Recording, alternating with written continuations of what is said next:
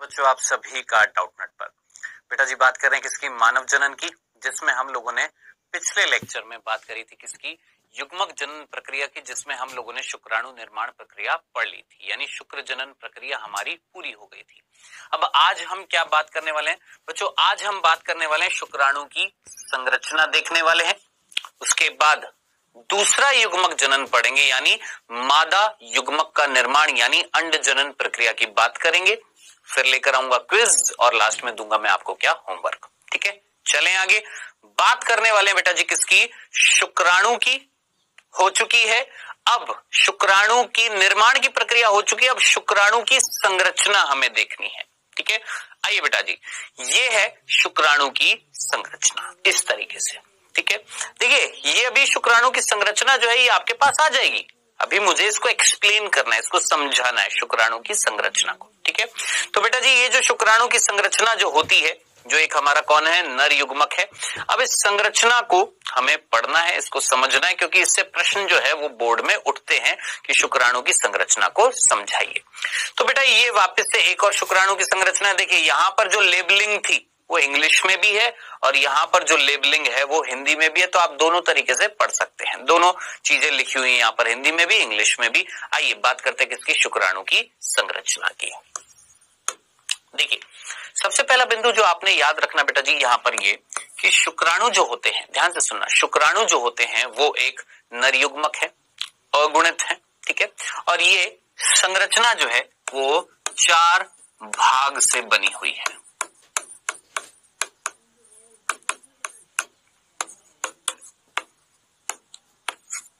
कितने भागों से बनी हुई है? 4 भागों से बनी होती है। ठीक है,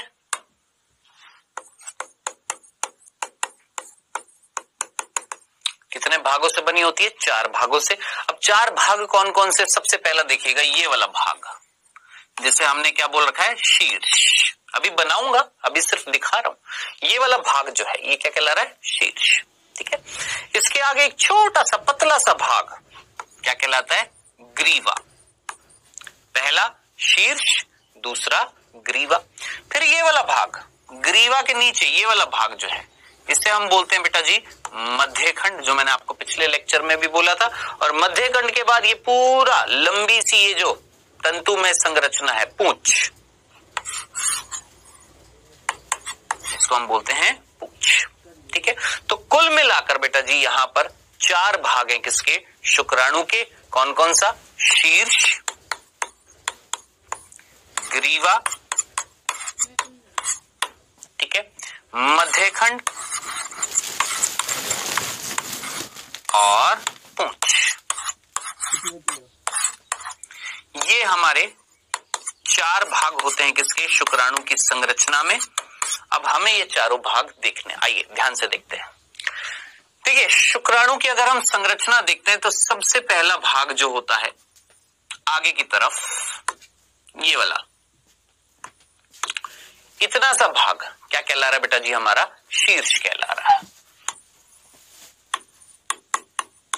एक एक करके बनाएंगे और समझेंगे। ठीक है, अब इस शीर्ष में ध्यान से सुनना, सबसे पहले शीर्ष में क्या मिलता है? ठीक है, तो शीर्ष में बेटा जी मिलता है अगुणित केंद्रक। क्या बोला हमने? इस शीर्ष में 2 चीजें मिलती हैं। सबसे पहला क्या? अगुणित केंद्रक मिलता है, यानी इस केंद्रक में गुणसूत्रों की संख्या कितनी होती है? 23। क्या होते हैं? गुणसूत्र होते हैं। किसमें? हमारे इस केंद्रक में। याद करिए पिछले लेक्चर में आपको बताया था ना, अर्धसूत्री विभाजन में गुणसूत्रों की संख्या आधी हो जाती है। तो ये शुक्राणु जिन कोशिकाओं से बनाया गया था वो द्विगुणित थी, जिनमें 46 गुणसूत्र थे, तो इनमें गुणसूत्रों की संख्या आधी हो गई थी, तो कितने रह जाएंगे? 23। ऐसे अगुणित गुणसूत्र वाला केंद्रक यहां पर मिल रहा है किसमें? शुक्राणु के शीर्ष भाग में ये। ठीक है, पहला बिंदु बहुत सिंपल। ठीक है, और क्या मिल रहा है? ध्यान से सुनना, इस केंद्रक के ऊपर एक टोपीनुमा, एक टोपीनुमा एक संरचना मिल रही है। किसके ऊपर, केंद्रक के ऊपर एक टोपीनुमा संरचना मिल रही है। और ये जो संरचना है ये बहुत इंपॉर्टेंट है, कई बच्चों को समझ में नहीं आती है, ध्यान से सुनना। ये जो संरचना जो होती है इसे हम क्या बोलते हैं बेटा जी, याद रखना, अग्रपिंडक या अग्रपिंड या एक्रोसोम। क्या बोलते हैं बेटा जी, एक्रोसोम बोल दीजिए या अग्रपिंड बोल दीजिए। अब आप बोलेंगे ये क्या है, बता रहा हूं, पहले सुनो। तो शीर्ष में एक तो अगुणित केंद्रक हो गया और एक टोपीनुमा संरचना मिल रही है, और इस संरचना को हमने नाम दिया है क्या, अग्रपिंड या एक्रोसोम। ठीक है, अब बेटा ये एक्रोसोम है क्या, समझते हैं बेटा जी। इस चीज को समझने के लिए ध्यान से सुनना, समझना इस चीज को। क्या आप में से कितने बच्चे हैं जिन्होंने 11th क्लास ढंग से पढ़ी है, पहले तो मुझे ये बता दीजिए। 11th क्लास अगर ढंग से पढ़ी है तो ये चीज समझ में आ जाएगी। क्या याद करिए, 11th क्लास में हमारा एक चैप्टर था कोशिका, जीवन की इकाई था। वहां पर दो कोशिकांग अगर आपको याद आ रहे हो, दो कोशिकांग, एक का नाम था गोल्जिकाए,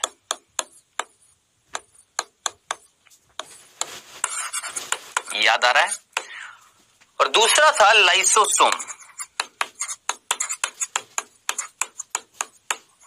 जिनको ये नाम याद आ रहे हैं, अभी सिर्फ इतना सा ये नाम याद आ रहे हैं, ये नाम याद है, कुछ पढ़े थे, गोल्जिकाए, लाइसोसोम, याद आ रहा है। अगर नहीं याद आ रहा तो बहुत पढ़ने की आवश्यकता है। अगर याद आ गया, ये नाम याद आ गए, ठीक है, अच्छी बात है। अब देखिए गोल्जिकाए जो होता है ना, गोल्जिकाए, यही गोल्जिकाए आगे चलकर एक कोशिका में बनाता है, निर्माण करता है, किसका, लाइसोसोम का। तो आपसे कोई पूछे लाइसोसोम का निर्माण एक कोशिका में कौन करता है, गोल्जिकाए करता है। इतनी सी बात समझ में कि लाइसोसोम कौन बनाता है, गोल्जिकाए बनाता है। अब साहब ये लाइसोसोम क्या होते हैं, आपको याद आ रहा है, लाइसोसोम याद आ रहा है, कहीं ना कहीं आपने सुना होगा, एक कोशिका जो होती है, ठीक है, उस कोशिका को खुद को मारने के लिए किसी एक अंग की जरूरत होती है, उसका नाम था क्या, लाइसोसोम। याद आ रहा है, आत्महत्या की थैली, वर्ड याद आ रहा है, आत्महत्या, आत्महत्या की जो थैली जो थी वो कौन थी, सोचिए, जल्दी से सोचिए, यही लाइसोसोम को हम क्या बोलते हैं बेटा जी, आत्महत्या की थैली।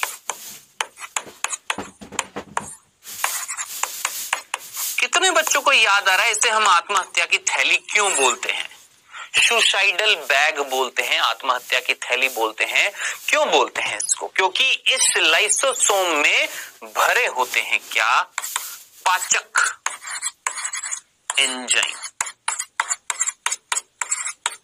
यानी ऐसे एंजाइम जो पाचन करेंगे, तोड़फोड़ कर देंगे, नष्ट कर देंगे, बर्बाद कर देंगे, आत्महत्या कर देंगे, खत्म कर देंगे, ऐसे एंजाइम, पाचक एंजाइम भरे होते हैं किसमें, लाइसोसोम में।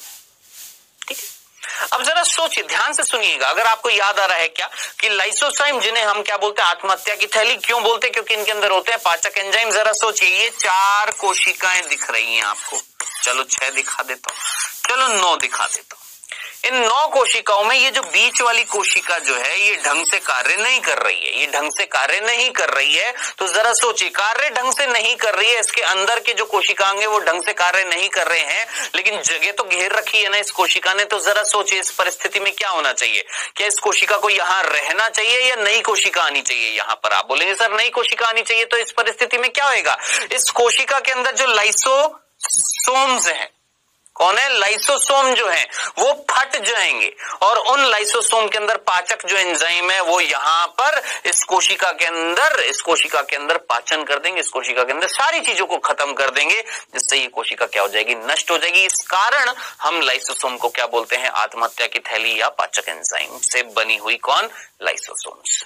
ठीक है, चलें आगे। अब आप बोलेंगे ये क्यों बताया, किस लिए बताया, जरा ध्यान से सुनना, सोच समझकर मुझे बताना। अगर याद आ रहा हो, पिछले लेक्चर में हमने बात करी थी, ये शुक्राणु जो होता है, ये एक कोशिका से बनाया जाता है जिसका नाम था शुक्राणु प्रसु। याद आ रहा है?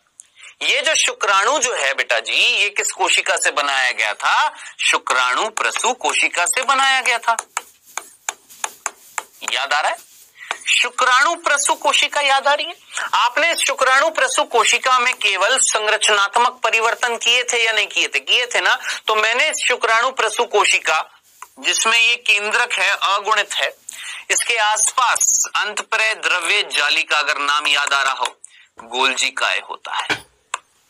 कौन होता है? गोल्जी काय। और ये गोल्जी काय आगे चलकर क्या बनाता है?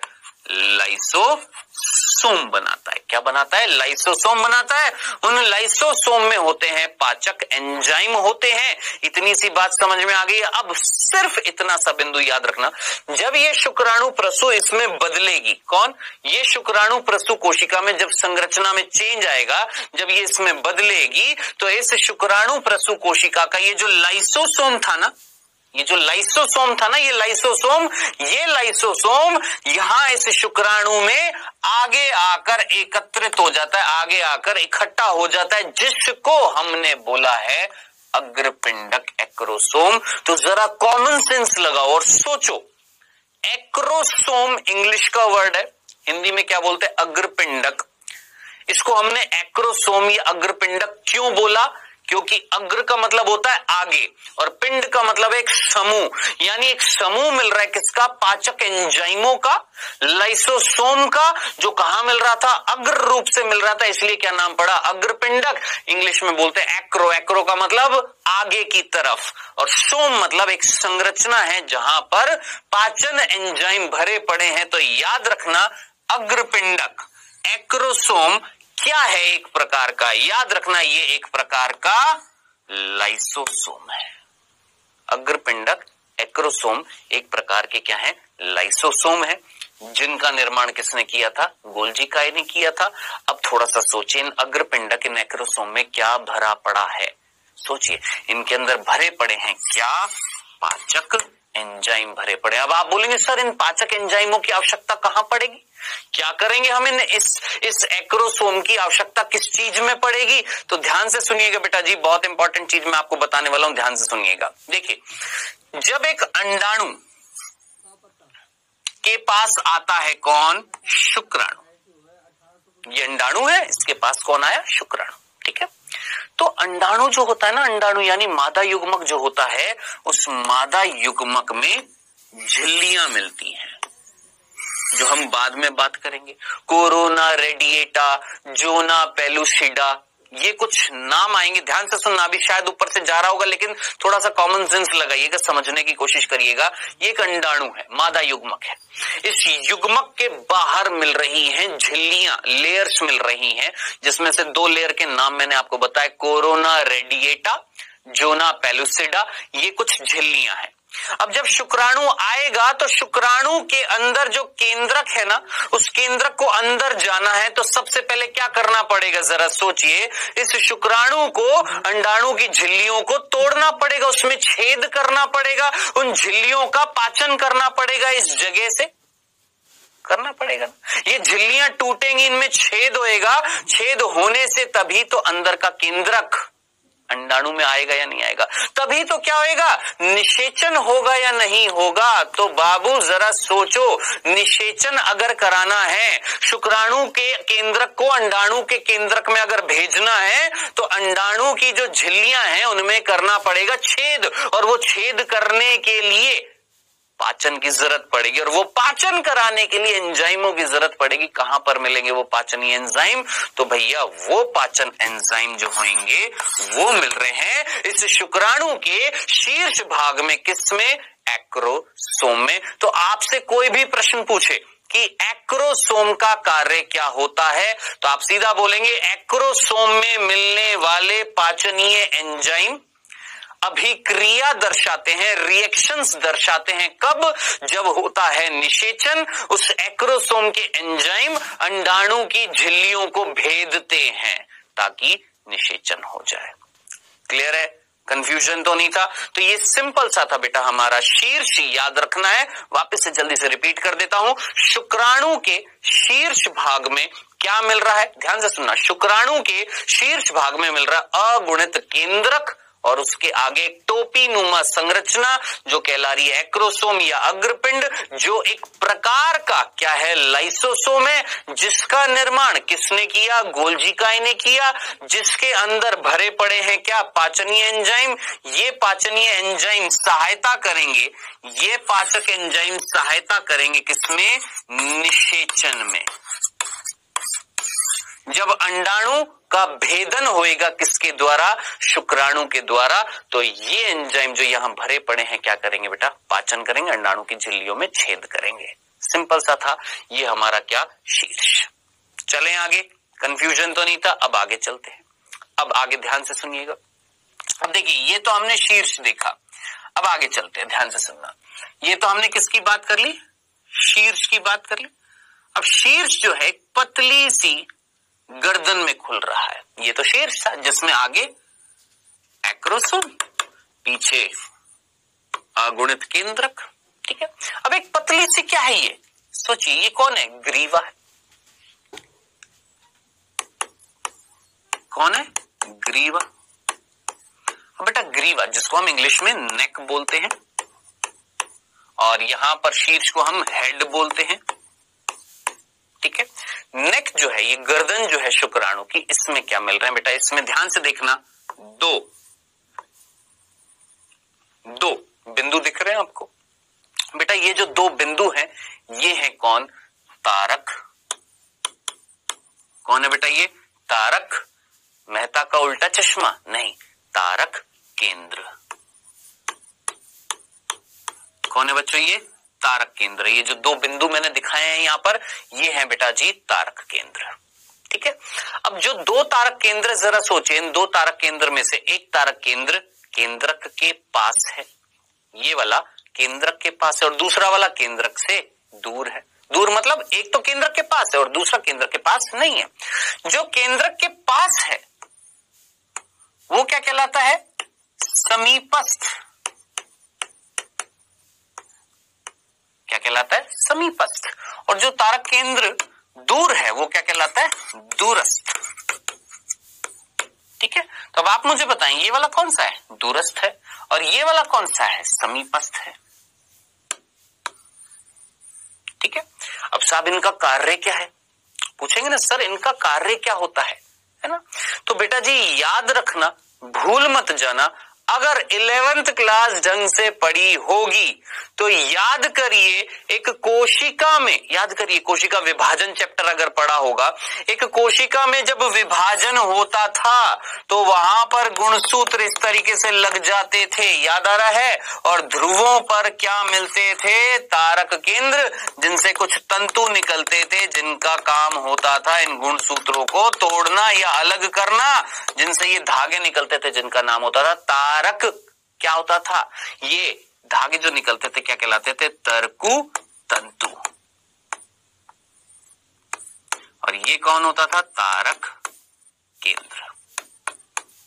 तो जरा सोचिए तारक केंद्र का कार्य क्या होता है, कोशिका विभाजन में सहायता करना। ये 11th क्लास में आप पढ़ चुके हैं, इतना मैं एक्सपेक्ट कर सकता हूं कि तारक केंद्र का कार्य क्या होता है, कोशिका विभाजन में हेल्प करना। बस इतनी सी बात समझ में आती है।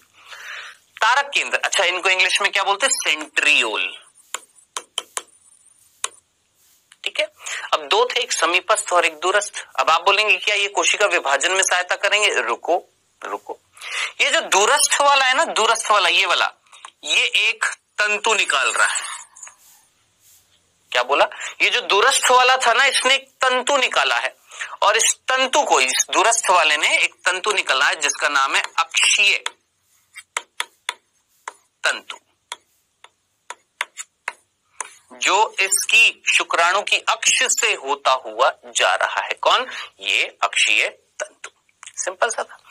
अब जरा सोचिए अक्षीय तंतु क्या कर रहा है, जरा सोचिए, दिमाग लगाए, मेरा कंकाल कौन बना रहा है, जरा सोचिए, मेरे अंदर अगर हड्डियां नहीं होती तो क्या मैं खड़ा रहता, नहीं। मेरा कंकाल कौन बना रहा है, हड्डियां बना रही है। उसी तरीके से शुक्राणु का कंकाल जो है वो कौन बना रहा है? ये तंतु जो इसके अक्ष से होता हुआ गुजर रहा है।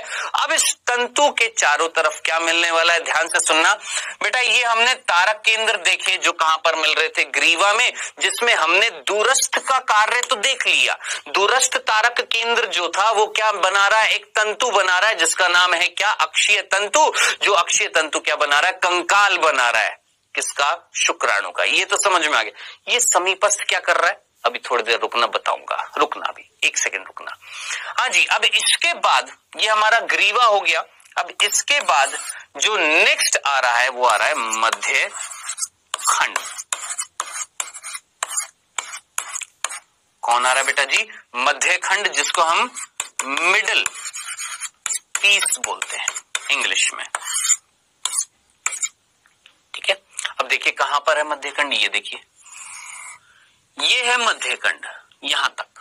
ठीक है, अब इस मध्य खंड में क्या मिल रहा है? ध्यान से सुनना। इस मध्य खंड में बच्चे मिल रहे हैं सूत्र कणिकाएं। कौन मिल रही है? ये सूत्र कणिका। सूत्र कणिका तो जानते हैं ना, माइटोकॉन्ड्रिया। लेकिन ये माइटोकॉन्ड्रिया किसके चारों तरफ मिल रही है? ये भी जरा सोचिए। क्या ये इस अक्षीय तंतु के चारों ओर मिल रही है? दिमाग लगाए। ये माइटोकॉन्ड्रिया इस अक्षीय तंतु के चारों ओर मिल रही है। ठीक है, और कैसे मिल रही है जरा सोचिए। कुंडलित, जरा सोचिए। ये मान लो अक्षीय तंतु है, माइटोकॉन्ड्रिया ऐसे ऐसे ऐसे ऐसे ऐसे इस तरीके से इस अक्षीय तंतु के चारों तरफ क्या है? कुंडलित है। कौन बेटा जी? ये कौन? माइटोकॉन्ड्रिया। जो कहां पर मिल रही है? इस मध्य खंड में। तो आपसे कोई पूछेगा मध्य खंड में क्या मिल रहा है, आप सीधा सीधा बोलेंगे सर मध्य खंड में मिलती है क्या? सूत्र कणिका, जिसको हम क्या बोलते हैं? माइटोकॉन्ड्रिया। अब इतना तो मैं एक्सपेक्ट कर सकता हूं थोड़ा सा, जो हम 9th-10th क्लास से पढ़ते आते हैं कि माइटोकॉन्ड्रिया, जिसे हम ऊर्जा का ग्रह बोलते हैं, ऊर्जा उत्पन्न करता है। कौन? माइटोकॉन्ड्रिया। क्या उत्पन्न करेगा? एनर्जी, ऊर्जा। अब जरा सोचिए, शुक्राणु है, इनको स्विमिंग करनी है, इनको तैरना है। किसमें? शुक्रीय प्लाज्मा में। तैरने के लिए क्या चाहिए? ऊर्जा। और वो ऊर्जा कौन उत्पन्न करेंगी? ये माइटोकॉन्ड्रिया। तो याद रखना, शुक्राणु को चलने के लिए, शुक्राणु को गति करने के लिए, शुक्राणु को गमन करने के लिए, शुक्राणु को तैरने के लिए किसमें? शुक्रीय प्लाज्मा में करने के लिए क्या चाहिए? एनर्जी। और वो ऊर्जा कौन उत्पन्न कर रही है? माइटोकॉन्ड्रिया। जो कहां मिल रहे हैं? याद रखना, मध्य खंड में। किसके चारों तरफ कुंडलित है? हम बोलेंगे अक्षीय तंतु के चारों तरफ कुंडलित है। और इस अक्षीय तंतु के चारों तरफ ये कुंडलित रूप से मिल रहे हैं,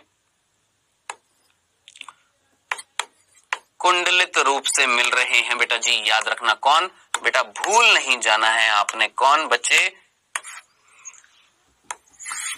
माइटोकॉन्ड्रिया। किसके? इस अक्षीय तंतु। जो किसने निकाला था? दूरस्थ तारक केंद्र ने। ये वाला दूरस्थ तारक केंद्र। खत्म। अब आखिरी जो चीज है वो है, बस आखिरी क्या? पूंछ, टेल। ठीक है, अब जरा सोचिए, माइटोकॉन्ड्रिया ने ऊर्जा तो उत्पन्न कर दी ना। अब उस ऊर्जा का उपयोग करके ये तैरेंगे, तो तैरने के लिए कुछ धागे नुमा कुछ तंतु चाहिए या नहीं चाहिए, जो इनको तैरने के लिए उत्तरदायी होगा, जो फुर्र करके इनको आगे लेकर जाएगा। तो वो संरचना क्या कहलाती है बेटा जी? ध्यान से सुनना। उस संरचना को हम क्या बोलते हैं? पूंछ। तो ये है कौन? पूंछ, जिसमें कुछ ऐसा याद रखने के वाली चीज नहीं है, सिर्फ इतना सा कि पूंछ एक लंबी सी तंतु रूपी संरचना है, जो माइटोकॉन्ड्रिया द्वारा ऊर्जा जो उत्पन्न की जाएगी उसका उपयोग करके शुक्राणु को आगे की तरफ गति कराती है। कौन? पूंछ। ठीक है, लेकिन एक चीज यहां पर जरूर पढ़ने वाली है। क्या? देखिए, इस पूंछ में अक्षीय तंतु है या नहीं है? देखिए इस डायग्राम में, क्या इस पूंछ में अक्षीय तंतु है? हाँ है। क्या वही अक्षीय तंतु पूंछ से बाहर भी निकलता हुआ दिखाई दे रहा है? देखो, दिख रहा है ना, ये अक्षीय तंतु था ना। क्या ये पूंछ से बाहर निकलता हुआ दिखाई दे रहा है? हाँ, दे रहा है। तो ध्यान से सुनना, अक्षीय तंतु का वो भाग जो पूंछ में मिलता है उसे हम बोलते हैं, ध्यान से सुनना, क्या बोलते हैं? मुख्य खंड। क्या बोला मैंने? फिर से सुनना, वापस से सुनना। क्या बोला? ये अक्षीय तंतु आ रहा था, मध्य खंड से होता हुआ पूंछ में आया। पूंछ में अक्षीय तंतु का वो भाग जो पूंछ के अंदर है क्या कहला रहा है? मुख्य खंड। ठीक है, जबकि यही अक्षीय तंतु, यही मुख्य खंड जब पूंछ से बाहर निकल जा रहा है ये, तो हम इसको क्या बोलते हैं? अंत्य खंड। ठीक है, अगर याद रख सकें तो रख लेना, नहीं याद हो तो इस डायग्राम को जरूर याद रखना। ठीक है, तो इस डायग्राम में सिंपल सी चीजें हमने पढ़ी हैं भैया। यहाँ पर शुक्राणु में 4 भाग थे, जल्दी से फटाफट वापस से जल्दी से सुनिएगा। 4 भाग कौन कौन से थे? सबसे पहला शीर्ष, जिसमें 2 चीज, कौन? अगुणित केंद्रक, और उसके ऊपर टोपी नुमा संरचना, कौन? अग्रपिंडक। अग्रपिंडक मैंने आपको बताया क्या था? एक्रोसोम, जिसके अंदर है पाचनीय एंजाइम। ये एक प्रकार का लाइसोसोम है जिसका निर्माण कौन करता है? गोल्जी काय करता है, ये मैंने आपको बताया। अब इस अग्रपिंडक का कार्य क्या था? हमने बोला इसके अंदर ये जो पाचनीय एंजाइम है ये सहायता करेंगे निषेचन के समय। ये इसके अंदर जो एंजाइम है ये अंडाणु की झिल्लियों को भेदेंगे, ये हमने बात करी। ठीक है, फिर हमने बात करी साहब यहां पर कि ये जो शुक्राणु है इसका दूसरा भाग था ग्रीवा। इस ग्रीवा में 2 तारक केंद्र मिल रहे हैं। तारक केंद्र जो 2 हैं, एक समीपस्थ एक दूरस्थ। एक समीप है किसके? केंद्रक है। एक थोड़ा सा दूर है किससे? केंद्रक से। जो दूरस्थ था उसने अपना कार्य कर दिया, एक तंतु निकाल दिया जो पूरे शुक्राणु से होता हुआ जा रहा है, एक अक्ष बना रहा है, एक एक्सिस बना रहा है। एक तंतु जो है जो अक्ष बना रहा है, कंकाल बना रहा है, किसका? हमारे शुक्राणु का। अब ये तो कार्य हो गया किसका? दूरस्थ तारक केंद्र का, अक्षीय तंतु बना दिया। फिर उसके बाद हमने बात करी, उसके बाद तीसरा भाग था मध्य खंड, जिसे मिडिल पीस बोला, जिसके अंदर मिल रही है सूत्रकणिका, माइटोकॉन्ड्रिया। वो इस मध्य खंड के अंदर इस अक्षीय तंतु के चारों तरफ कुंडलित है, ऊर्जा उत्पन्न करेंगे और उस ऊर्जा का इस्तेमाल ये चौथा भाग करेगा पूंछ। ये पूंछ एक लंबी सी तंतुमय संरचना है जो ऊर्जा का इस्तेमाल करके शुक्राणु की गति कराएगा। ये हमने बात कर ली है। इसके अंदर जो अक्षीय तंतु था उसका नाम है मुख्य खंड। इसके बाहर, पूंछ के बाहर जो आवृत नहीं है अक्षीय खंड, जिसके ऊपर आवरण नहीं है, वो क्या कहला रहा है? अंत्य खंड। ये हमने बात करी। अब फाइनली आपका प्रश्न होगा, सर इसका कार्य क्या था? बच्चों अभी अभी मैंने आपको बताया था क्या कि तारक केंद्र का कार्य मुख्य क्या होता है? कोशिका विभाजन में सहायता करता है। तो आप सोचेंगे सर शुक्राणु के विभाजन में सहायता कर रहा है। नहीं प्रभु, ऐसा नहीं है। तो आप बोलेंगे फिर क्या? इधर देखना, ध्यान से सुनना, कुछ चीज बताने वाला हूं, ध्यान से देखिएगा बेटा। अंडाणु जो होता है ना, अंडाणु, ध्यान से सुनना, अंडाणु मादा युग्मक जो होता है अगुणित होता है और उसके अंदर तारक केंद्र नहीं होता। तारक केंद्र नहीं होता है। कौन नहीं होता? तारक केंद्र नहीं है, सेंट्रियोल नहीं है। ठीक है, अब जरा सोचिए, ये शुक्राणु है,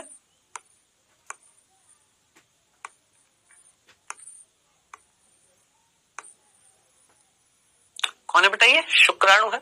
इस शुक्राणु में आगे की तरफ अग्रपिंडक, केंद्रक,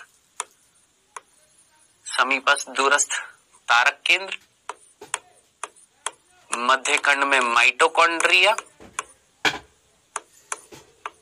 ठीक है, और ये पूंछ।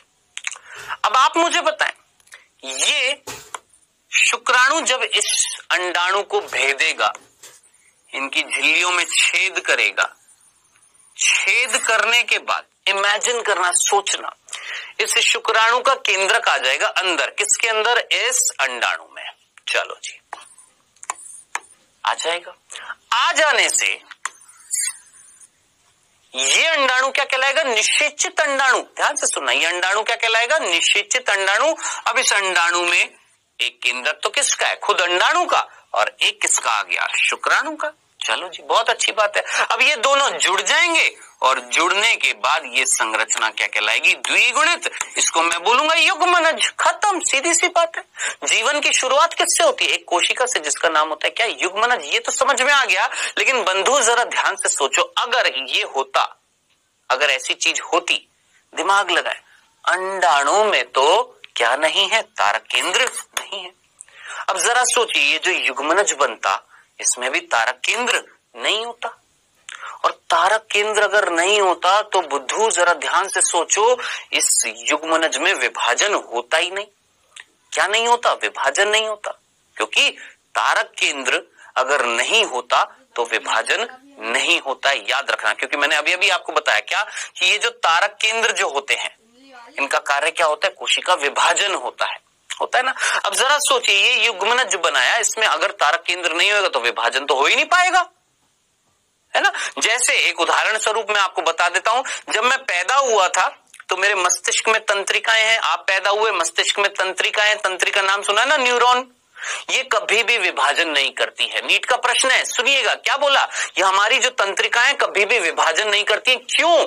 रीजन क्या, कि तंत्रिका कोशिका में तारक केंद्र नहीं होता है, सेंट्रियोल नहीं होता है, इसलिए वो कभी भी विभाजन नहीं करती हैं। उसी प्रकार अंडाणु जो होता है, ये भी कभी भी विभाजन नहीं करता, कभी भी विभाजन नहीं करता अंडाणु। क्यों? क्योंकि इसमें भी तारक केंद्र नहीं है। अब थोड़ा सा सोचो, अगर शुक्राणु से सिर्फ केंद्रक आता, शुक्राणु से सिर्फ केंद्रक आता अंडाणु में, तो जो युग्मनज बनता उसमें तारक केंद्र तो नहीं होता, और अगर तारक केंद्र इसमें नहीं होता तो ये युग्मनज विभाजन नहीं करता, ये युग्मनज विभाजन नहीं करता तो भ्रूण नहीं बनता, भ्रूण नहीं बनता तो शिशु नहीं बनता। अब क्या करें?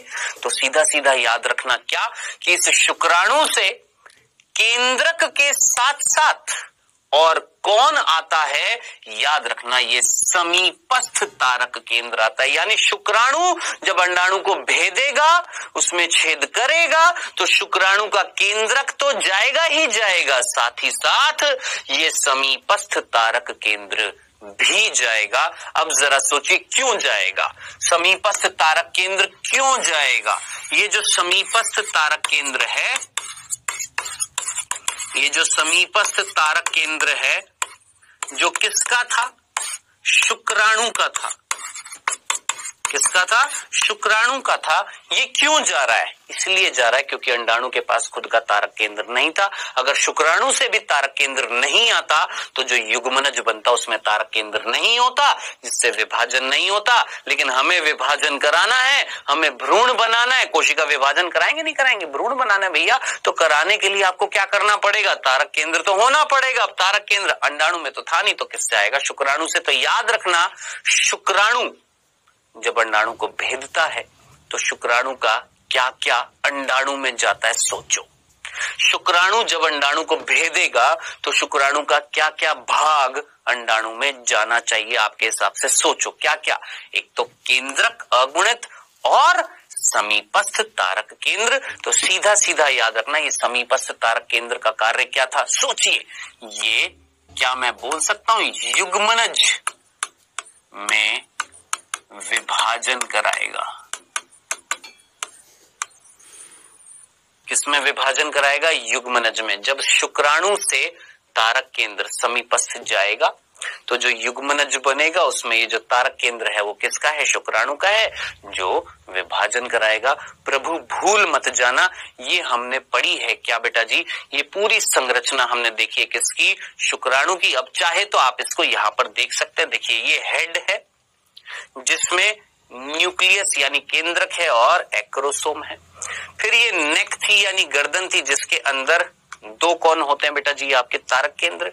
ये कौन है? मिडिल पीस यानी मध्य खंड है, जिसके अंदर कुंडलित होते हैं कौन बेटा जी? माइटोकॉन्ड्रिया यानी कौन? सूत्रकणिका है। फिर उसके बाद ये पूंछ है, इस पूंछ के अंदर भी क्या होता है? अक्षीय तंतु होता है। इसी चीज को हमारे इस डायग्राम में भी बता रखा है। ये सिंपल सी हमने संरचना देख ली है। किसकी संरचना देखी है बेटा जी? ये हमने पूरी खत्म कर दी है। किसकी संरचना बच्चों? ये हमने बात करी है क्या? शुक्राणु की संरचना। इसी के साथ हमने क्या क्या पढ़ लिया? शुक्र जनन पढ़ लिया। शुक्र जनन यानी नर युग्मक के निर्माण की प्रक्रिया देख ली है, जिसमें हमने शुक्राणु की यानी नर युग्मक की संरचना भी देख ली है। अब जो नेक्स्ट टॉपिक आ रहा है वो आ रहा है अंड जनन। यानी अब हम बात करने वाले हैं किसकी? मादा युग्मक निर्माण प्रक्रिया की, जिसका नाम है अंडजनन, जिसको हम इंग्लिश में बोलते हैं oogenesis। ठीक है, अब बेटा ध्यान से सुन लो, अंडजनन शुक्राणु जनन से थोड़ा सा अलग होता है, कुछ समानताएं भी हैं लेकिन अलग है। कौन? अंडजनन शुक्राणु जनन से अलग है। क्या अलग है बात करेंगे, लेकिन उससे पहले सुन लो मेरी बात को। अंडजनन आसान नहीं है, टफ है। क्या बोला? अंडजनन आसान नहीं है, बहुत टफ पड़ेगा, तो इसलिए आराम से सुनना, क्योंकि मैं फिर बोल रहा हूं अगर आप बुक्स पढ़ेंगे तो नहीं समझ में आएगा अंडजनन। बहुत सारी चीजें होती है किसमें? अंडजनन में। तो एक एक चीज को समझेंगे, एक एक चीज को प्यार से आराम से समझेंगे, तब समझ में आएगा, नहीं तो ये बिल्कुल ऐसे बिल्कुल चीरता हुआ निकल जाएगा, ऊपर से पता भी नहीं लगेगा। ठीक है, अंडजनन का ये डायग्राम एक बार देख लीजिए। ये अंडजनन का एक डायग्राम है कि इस प्रकार अंडजनन होता है, जो अभी समझ में नहीं आएगा आपको, लेकिन मैं आपको दिखा देता हूं। क्यों दिखाया? क्योंकि जब मैं पूरा समझा दूंगा फिर वापस से जब आप इसको देखेंगे तो अच्छे से समझ में आएगा। ठीक है, स्टार्ट कर रहे हैं बेटा जी। किसकी बात कर रहे हैं? यहां पर हम अंडजनन की बात कर रहे हैं, oogenesis की बात कर रहे हैं। सबसे पहला बिंदु जो अंडजनन में याद रखना है वो ये, ध्यान से सुनना। सबसे पहला बिंदु जो अंडजनन में आपको याद रखना है वो क्या है? ध्यान से सुनना। क्या? कि अंडजनन प्रक्रिया जो होती है, ध्यान से सुनना, अंडजनन प्रक्रिया जो होती है ये एक मादा में कब स्टार्ट होती है? याद करिए, शुक्र जनन प्रक्रिया मेरे अंदर, एक नर के अंदर कब स्टार्ट हुई थी? जब मैं कितने वर्ष का था? याद करिए, 12 से 14 वर्ष का था ना। जब मैंने यौवन प्राप्ति करी थी तब मेरे अंदर क्या हुआ था? शुक्र जनन प्रक्रिया स्टार्ट हुई थी। याद आ रहा है? भूले तो नहीं है? पक्का ना? अंड जनन कब स्टार्ट होगी? तो याद रखना, अंड जनन एक लड़की में, एक स्त्री में, एक मादा में, एक फीमेल में जन्म से पहले प्रारंभ हो जाती है।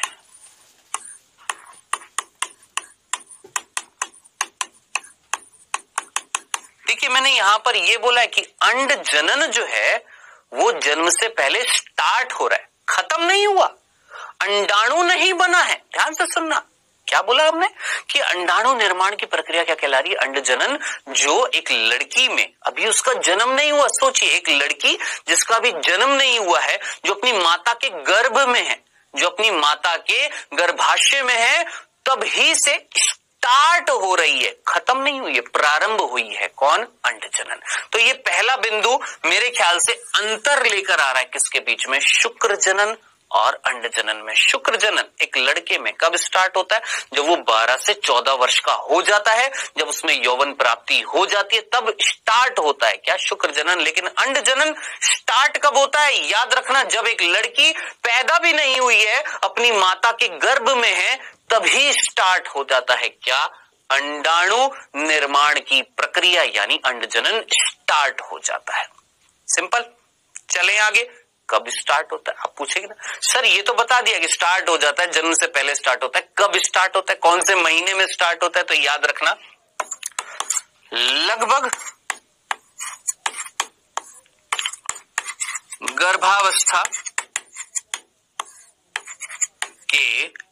गर्भावस्था के चौथे से 5वें महीने में। ये भी याद रख लेना, लगभग गर्भावस्था के चौथे से 5वें महीने में। अब जिनको समझ में नहीं आया, देखिए जरा यहां पर देखिए। मान लो एक फीमेल है, बेटा हर एग्जाम्पल को ना अपने ऊपर लिया करो। मैं हर बार, हर बैच में, हर क्लासेस में हर बच्चों को यही बोलता हूं कि जीव विज्ञान में जो भी एग्जाम्पल समझ में ना आए ना, अपने ऊपर लिया करो। चाहे आप नर हो, चाहे मादा हो, कोई भी हो, चाहे कीट हो, कीट का एग्जाम्पल हो, अपने ऊपर लिया करो कि मैं एक कीड़ा हूं, है ना, मैं एक स्त्री हूं, मैं एक नर हूं, कुछ भी, कोई भी एग्जाम्पल है अपने ऊपर लिया करो। ठीक है, अब देखिए, मैंने बोला कि यहां पर हम अंडजनन की बात कर रहे हैं, मैं एक मादा हूं। सुनो, मैं कौन हूं? एक मादा हूं।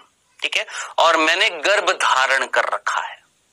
ठीक है, अब जरा सोचिए, एक स्त्री जिसने गर्भ धारण कर रखा है, यानी उसका ये मान लेते हैं गर्भाशय है,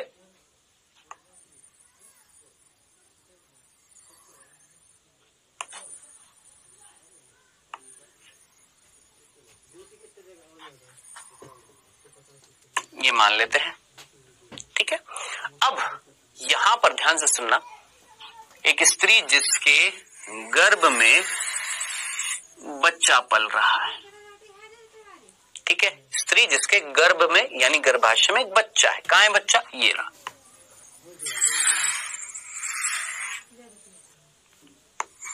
सिर्फ समझने के लिए ये मान लेते हैं एक लड़की है। ये कौन है? लड़की है,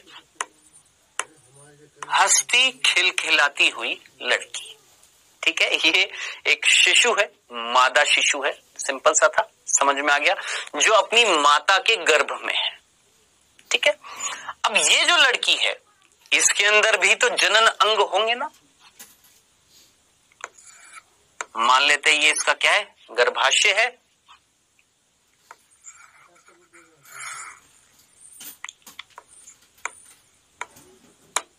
ठीक है, और ये अंडाशय है, ठीक है।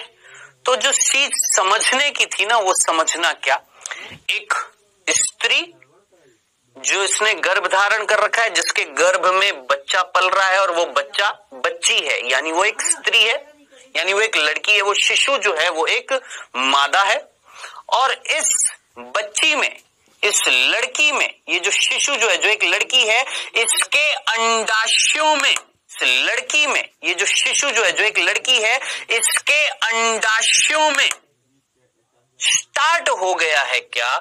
अंड जनन।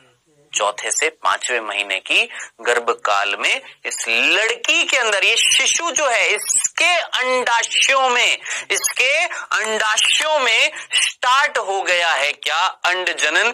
क्या अब समझ में आ गया या नहीं आया इस डायग्राम से? आई होप इतना सा मीनिंग समझ में आ गया होगा क्या, कि अंड जनन जन्म से पहले स्टार्ट हो जाता है लगभग गर्भावस्था के गर्भकाल के चौथे से 5वें महीने में। यानी ये अगर स्त्री का गर्भाशय है जिसमें बच्चा पल रहा है, और वो बच्चा एक लड़की है, उस लड़की के जो अंडाशय हैं, उस लड़की के जो अंडाशय हैं, उनमें 4 से 5 महीने का जब गर्भकाल हो जाएगा तो स्टार्ट हो जाता है क्या? अंड जनन प्रक्रिया। अब जरा सोचिए, अंड जनन, यहां एक माता के अंडाशय में अंड जनन होगा कि एक लड़की के अंडाशय में अंड जनन चालू होगा? इस लड़की में, ठीक है, इस लड़की के अंडाशयों में, ओवरी में क्या स्टार्ट हो जाएगा? अंड जनन। इतनी सी बात समझ में आ गई? कंफ्यूजन तो नहीं था? चलें आगे। अब बेटा जी, इस अंड जनन की प्रक्रिया को आगे बढ़ाने से पहले मैं क्या करने वाला हूं, अब इस लड़की के ये जो अंडाशय है ना, ये जो शिशु जो अभी गर्भकाल में, इस अंडाशय को यहां पर बना रहा हूं। ये जो अंडाशय है इसको यहां पर बनाया। किसका अंडाशय बेटा? माता का नहीं, उसकी लड़की का जो गर्भ में है, उसका ये अंडाशय। अब इस अंडाशय को हम यहां पर बना रहे हैं। याद आ रहा है अंडाशय में कुछ उपकलाएं थी, कोई जनन उपकला थी या नहीं थी? जिसके बाहर मीजोवेरियम थी, अंदर स्ट्रोमा था, बीच में मध्यांश, बाहर की तरफ परिधि की और वलकुट, कुछ ऐसा याद आ रहा है? याद आ रहा है ना? अब बेटा जी आगे की जो कहानी है ना अंड जनन की, मैंने सिर्फ ये अंडाशय किसका बनाया जरा सोचिए। ये जो अंडाशय बनाया है, ये बनाया है किसका? उस गर्भ में पल रही बच्ची का, ठीक है। अब यहां पर होने वाला है क्या? अंड जनन स्टार्ट, जो हम पढ़ेंगे अब कब? नेक्स्ट लेक्चर में, ठीक है। तो हल्का सा हिंट दिया है मैंने आपको क्या? अंड जनन के बारे में। अब जो आज पढ़ाया है उससे संबंधित एक बार मैं रिवीजन करा देता हूं बेटा जी। आज हम लोगों ने क्या क्या बात करी है? आज बेटा हम लोगों ने सिंपल शुक्राणु की संरचना देखी, शुक्राणु के 4 भाग देखे, शीर्ष, गर्दन यानी ग्रीवा, मध्यखंड और शीर्ष में 2 संरचनाएं क्या क्या? जल्दी से सोचिए। अगुणित केंद्रक और ऊपर टोपीनुमा संरचना क्या थी? याद करिए। एक्रोसोम यानी अग्रपिंडक, जिसमें भरे पड़े हैं क्या? पाचनीय एंजाइम। आपसे कोई पूछे ये अग्रपिंडक क्या होता है? ये एक प्रकार का लाइसोसोम होता है। और ये भी जरूर याद रखना कि उस लाइसोसोम को, उस अग्रपिंडक को किसने बनाया? गोल्जी काय ने, ठीक। फिर उसके बाद हमने बात करी ग्रीवा। ग्रीवा के अंदर 2 हैं क्या? तारक केंद्र, एक समीपस्थ एक दूरस्थ। दूरस्थ ने तो तंतु निकाल दिया जो उस शुक्राणु की पूरी संरचना से होते हुए जा रहा है, उस दूरस्थ तारक केंद्र से जो तंतु निकला था उसका नाम था अक्षीय तंतु, जो अक्ष बना रहा था, जिसके चारों तरफ कुंडलित थे कौन बेटा जी? सूत्रकणिकाएं। कौन से भाग में? मध्य खंड में।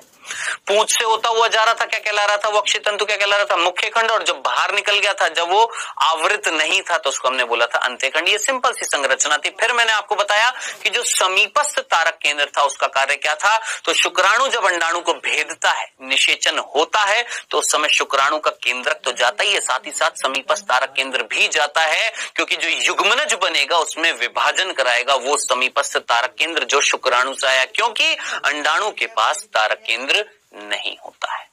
याद रखना, भूल मत जाना। ये छोटी छोटी चीजें हैं जो भूल जाते हैं, याद रखना, ठीक है।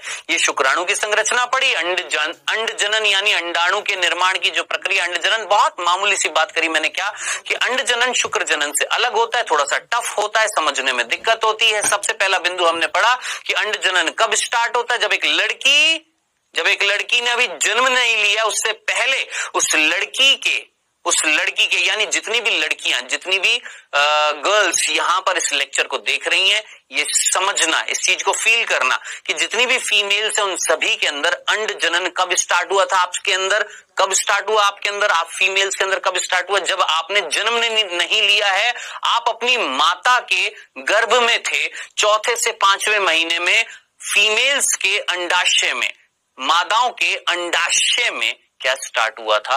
अंड जनन स्टार्ट हुआ था। अंडाणु निर्माण नहीं हुआ, अंड जनन स्टार्ट हुआ।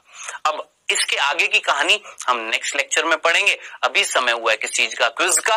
पहला प्रश्न आपकी स्क्रीन पर आता हुआ फर्स्ट। निषेचन के दौरान शुक्राणु अंडाणु का छेदन किसके द्वारा होता है? निषेचन के दौरान शुक्राणु जो है वो अंडाणु को छेदता है, उसके अंदर उसको भेदता है, छेद करता है। किसके द्वारा? माइटोकॉन्ड्रिया, दूसरा ऑप्शन सेंट्रोसोम, तीसरा एक्रोसोम, चौथा इनमें से कोई नहीं। सोचिए, बहुत सिंपल सा प्रश्न है, ध्यान से लेक्चर सुना होगा तो डेफिनेटली कर देंगे।